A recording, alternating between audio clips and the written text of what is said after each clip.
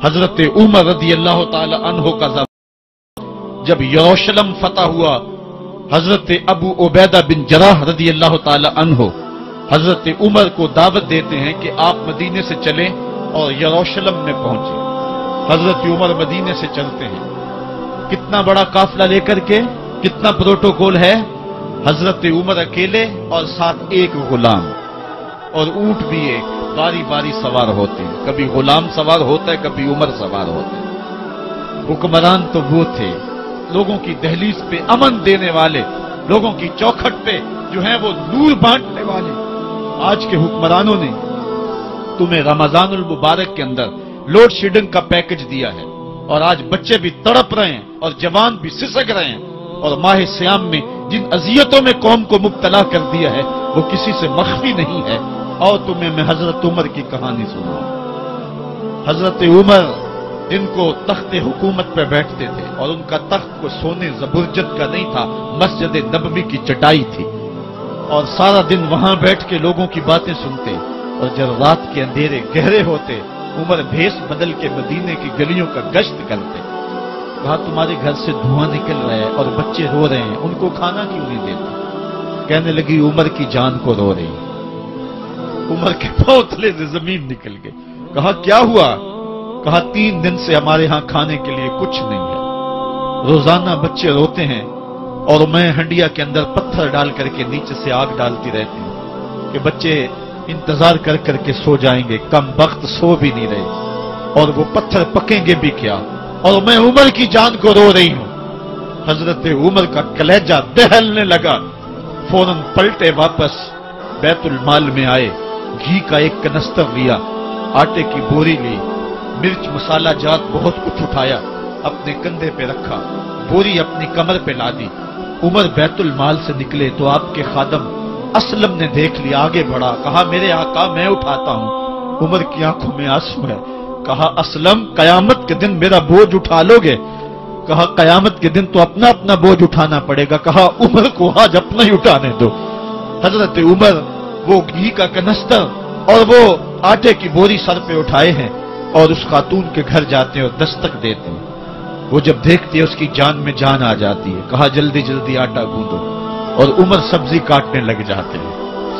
حضرت عمر رضی اللہ تعالی عنہ سبزی تیار کر دیتے، ادھر آٹا گند جاتا ہے، اور پھر اوپر چولہا رکھا جاتا ہے، چولہے کے اندر آگ رکھی جاتی ہے، وہ کھانا پکانے لگتی ہے، آگ بجھتی ہے۔ تاریخ نے لکھا ہے آگ بجھنے لگتی ہے، عمر جھک کر کے پھونکے مارتا ہے، عمر جھک جھک کے پھونکے مارتا ہے۔ کھانا پک گیا اور بچوں کے سامنے کھانا رکھ دیا، بچے کھا رہے ہیں۔ اب بچے رو رو کے نڈال ہو چکے تھے۔ حضرت عمر اپنے ہاتھوں کو اور اپنے گھٹنوں کو اور اپنے پاؤں کو زمین پہ لگا کے، جس طرح بکری کا بچہ چلتا ہے، ویڑے کے اندر کبھی ادھر چلتے ہیں کبھی ادھر چلتے ہیں، تاکہ بچے مجھے دیکھ کے خوش ہوں اور دل میں کہتے عمر جتنا رلایا ہے اب اتنا ہنسانا بھی پڑے گا۔ تو کبھی عمر امیر المومنین، یہ میں کسی آج کے جو ہے وہ لوگوں کے ووٹوں پہ منتخب ہونے والے حکمران کی کہانی نہیں سنا رہا، میں اس عمر کی کہانی سنا رہا ہوں جو 23 لاکھ مربع میل کا حکمران ہے، آدھی دنیا کا بادشاہ ہے۔ حضرت عمر جو ہے جس طرح بکری کا بچہ چلتا ہے، اس طرح اپنے ہاتھ اور اپنے گھٹنے زمین پہ ٹیک کر کے جو ہے وہ اس طرح چلتے ہیں۔ بچے عمر کو دیکھ کے مسکراتے ہیں۔ جب بچے مسکرانے لگے تو حضرت عمر نے اس خاتون سے کہا بڑھیا عمر کو معاف کر دے۔ اس نے کہا تو اتنی ہمدردی کیوں کرتا ہے؟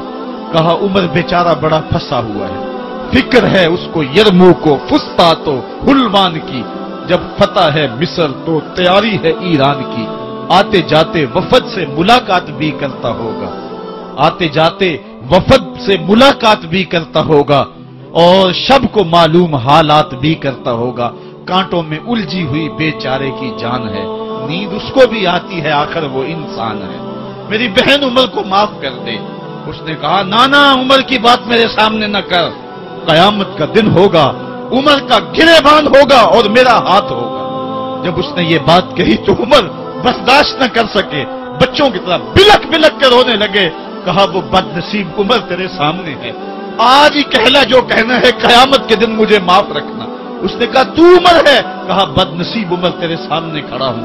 میرے عمر کہتے ہیں اگر دجلہ کے کنارے ایک بکری کا بچہ بھی پیاسا مر گیا اس کا حساب بھی عمر سے لیا جائے گا۔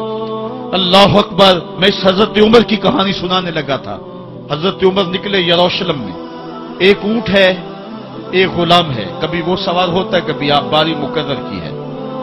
جب قریب پہنچے یروشلم کے تو عمر کی باری نکیل پکڑنے کی اور غلام کی باری اوپر سوار ہونے کی آ گئی۔ غلام نے کہا آقا میں مرضی سے اپنی باری چھوڑتا ہوں، آپ آ جائیں، دشمنوں کے مفتوحہ علاقے میں آ رہے ہیں، تازہ تازہ علاقہ فتح ہوا ہے، اسلام کی شان و شوکت ظاہر ہو۔ عمر نے کہا اسلام کی شان و شوکت ایسے ظاہر نہیں ہوتی ہے، اپنی باری پہ تم بیٹھو گے، اپنی باری پہ میں بیٹھوں۔ لوگ منتظر کھڑے ہیں، دور سے جب دیکھا کہا اس کی ہیبت سے کانپتے تھے ہم، یہ تو کوئی حبشی لگتا ہے، رنگ کالا ہے، ہونٹ موٹے ہیں، اس سے تو زیادہ حسین اس کا غلام ہے جو آگے آگے چل رہا ہے۔ حضرت ابو عبیدہ نے کہا دھوکہ کھا رہے ہو، ہمارا آقا وہ نہیں ہے جو اونٹنی کے اوپر سوار ہے، ہمارا آقا وہ ہے جو لگام تھامے آگے آگے چل رہا ہے۔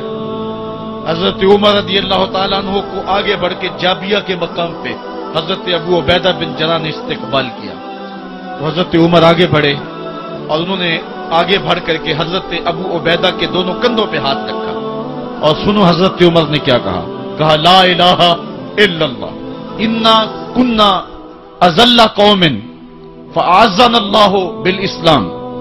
کہا کہ لا الہ الا اللہ، اے ابو عبیدہ بن جراح ہم ایک ذلیل قوم تھے اور اللہ نے ہمیں اسلام کی وجہ سے عزت عطا کی ہے، اور میں تمہیں ایک تاریخ ساز بات کہنے لگا ہوں اور وہ یہ ہے کہ جب تک ہم اس عزت والے اسلام کے دامن کو تھامے رہیں گے ہماری عزت قائم رہے گی، اور جب اسلام کے علاوہ کسی اور جگہ سے عزت ڈھونڈیں گے تو رسوا کر کے رکھ دیے جائیں گے۔ یہ ہے وہ خلاصہ جو حضرت عمر نے امتوں کے عروج و زوال کا بیان کیا ہے۔ اس امت کو جو خیرات ملی ہے تخت و تاج کی، وہ پینٹاگون سے نہیں ملی، وہ واشنگٹن سے نہیں ملی، وہ وائٹ ہاؤس سے نہیں ملی، وہ محمد عربی کے جوڑوں کا صدقہ ملی ہے۔ اس لیے جب ہم نے اسلام سے انحراف کیا پاکستان حاصل کیا گیا تھا۔ پاکستان کا مطلب کیا؟ لا الہ الا اللہ۔ ہم نے اس نعرے کو چھوڑ دیا ہوا ہے، ہم نے انحراف کر دیا ہے۔ آج ہماری نظریں مغرب کی طرف لگی ہیں کہ تخت و تاج اس سے نصیب ہوتے ہیں اور دنیا کے اوپر ہم رسوا ہو کے رہ گئے۔ ہماری پستی، ہماری زبوحالی، ہماری ذلت کا سبب یہ ہے کہ جس جگہ سے ہمیں عزت ملی تھی ہم نے وہ مرکز ہی چھوڑ دیا ہے۔ اس مرکز حیات کو، اس مرکز زندگی کو، اس مرکز عزت کو ہم نے چھوڑ دیا ہے اور دنیا کے اوپر ہم رسوا ہو رہے ہیں۔ انہی حضرت عمر کی کہانی ہے۔ وادی تہامہ سے گزر رہے تھے کہ بچوں کی طرح بلک بلک کے رونے لگے۔ کہا عمر جوان آدمی ہو اور بچوں کی طرح بلک کے رو رہے ہو؟ کہا تم نہیں جانتے، مجھے بچپن کی کہانی یاد آ گئی۔ کہا کیا کہانی ہے؟ کہا یہی عرض تہامہ تھی، میرے باپ خطاب نے مجھے 5 اونٹ دیے تھے، کہا انہیں لائن میں کھڑا کرو سیدھا۔ میں آگے والا سیدھا کرتا تھا، پیچھے والا ٹیڑھا ہو جاتا، پیچھے والا سیدھا کرتا، آگے والا ٹیڑھا ہو جاتا۔ میرے باپ خطاب نے مجھے بڑا مارا۔ کہا ایک عرب کے بیٹے ہو کہ تم سے 5 اونٹ لائن میں کھڑے نہیں ہوتے؟ کہا ایک زمانہ عمر پہ وہ تھا کہ اس سے 5 اونٹ لائن میں کھڑے نہیں ہوتے تھے، اور آج شرق سے لے کر غرب تک 23 لاکھ مربع میل کی حکمرانی اور انسان بھی لائن میں کھڑے ہیں۔ یہ محمد عربی کے جوڑوں کا صدقہ نہیں ہے تو اور کیا ہے؟ عمر سے تو 5 اونٹ لائن میں کھڑے نہیں ہوتے تھے۔ تو یہ عزتیں، یہ تخت و تاج، یہ حکومتیں ہمیں حضور کی دہلیز سے ملی۔ جب ہم نے اس دہلیز کو چھوڑ دیا تو دنیا کے اوپر رسوا ہو گئے اور ذلیل کر کے رکھ دیے گئے۔